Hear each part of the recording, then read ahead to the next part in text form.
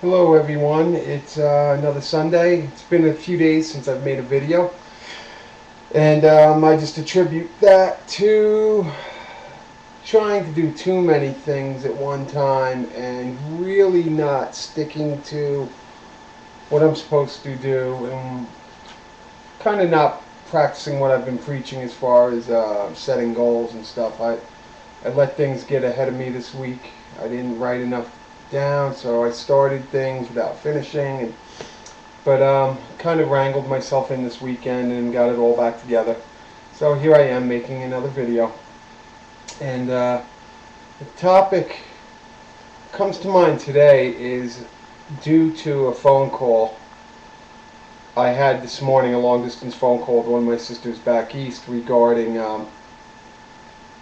getting what you want out of life, and how it's no secret, especially to my family, how I pretty much given up on life, decided just to become an addict who just withered the days away and made poor choices, made nothing of the days, just wondered how I was going to take care of myself the next day and get what I needed. Not productive at all, not what my higher power wanted for me, not why I was put on this earth, put here to help you and other people like yourselves and people all throughout the world, and I wasn't doing that. So my sister had commented on that I sounded well, and we got into a discussion about the work and the hard work, and we were speaking about someone else who's trying to better their life, and how they need to go after this.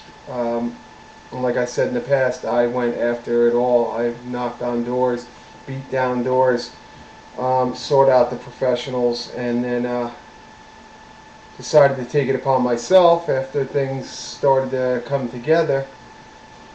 I took it upon myself to get off of the prescriptions that I perhaps needed for a short while to get myself together, and I've succeeded at doing that, because I also believe that there are conditions that you absolutely may need some meds for. I'm not a doctor. I'm not here to say it. No, absolutely no meds. I'm not going to be Tom Cruise about it. But man got along for tens of thousands of years without any Western meds, any Western philosophies regarding medication and health. So there are definitely ways to go about doing this. And those are some of the things I did, as far also in regards to reading some philosophies, and a lot of reading lately on the subconscious mind, and how a lot of my illness was due to the damage I'd done to myself subconsciously. Really trashed myself. So I get back to I want to ask the folks out there who aren't happy with where they are in life right now, aren't happy with the way things are working out, and perhaps are playing the blame game. How many things that you start do you finish? How many of those things that you haven't finished are you thinking to yourself, they're so far behind me now it doesn't matter? Because I can tell you what I learned in the 12-step programs. One of the steps is not in these words, but is putting those things to rest. Address the people, address the situation that you may have done wrong by, as long as it's not going to cause any irreversible harm to either party. You need to address these things, because subconsciously they're there. Whether you know it, believe it or not, they're there. And when you start addressing these things, no matter how big or small, you'll feel so much better. And it's just another one of the small steps on the 1,000-step journey to getting your life back and to getting your well-being physically and mentally back. So that was one of the things we discussed, the need to address and put to bed negative situations, negative things that had negative outcomes in your life.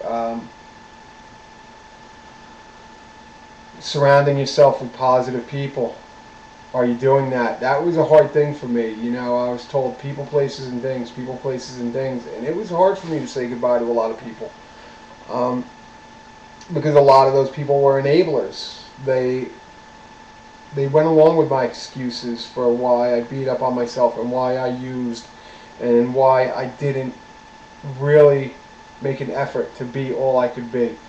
And I wanted those enablers in my life. I did not want to get rid of them, because every time I screwed up or didn't put it all out there on the line, they were always there to say, it's all right, don't beat yourself up. People expect too much of us these days. All the excuses. And again, I just mentioned the blame game. Are you taking responsibility for yourself? Are you taking responsibility for your actions? I grew up in a household with 2 alcoholics, with siblings that, let's just say we all have an addictive personality. I'll leave it at that. But I ultimately made my own decisions. I made my own choices. I saw things when I was at a young age that no child should see. I was introduced to things that adults shouldn't be introduced to. But ultimately, in the end, I made my own decisions. You get to a certain age, I agree. A child can't be held responsible, You don't know any better. You make some poor decisions up to a certain age. Someone should be held accountable for that, because that child doesn't know any better. But later down the road, I made my decisions, and one of the biggest weights I lifted off of my shoulder, one of the biggest burdens I removed from myself, was facing up to the fact that I made my own decisions. I made this bed, and I'm lying in it, and I need to lay in it until I figure out how to remake this bed and fix it and tidy it up. So, blaming people, it's not going to work, people. It's not going to work, and you're going to feel so much better when you accept responsibility for things. And, it takes a long time. Habits don't change overnight. It takes weeks, and you have to be diligent. First thing in the morning, you have to be aware of what it is you're going to work on, that bad habit you're addressing, and you have to stick with it throughout the day. But as long as you're cognizant of it, and you start to make that wrong move, you start to make that bad comment, you start to blame that person, or remove the blame from yourself, if you catch it, that's great. You caught it, and you're aware, and you're becoming aware, and things are changing for the better. I have always had a, by no means am I, let's say, arrogant. By no means am I, do I have a super high opinion of myself. I'm learning now to hold a higher opinion of myself, which everybody should. Hold themselves in some regard other than I'm a loser. But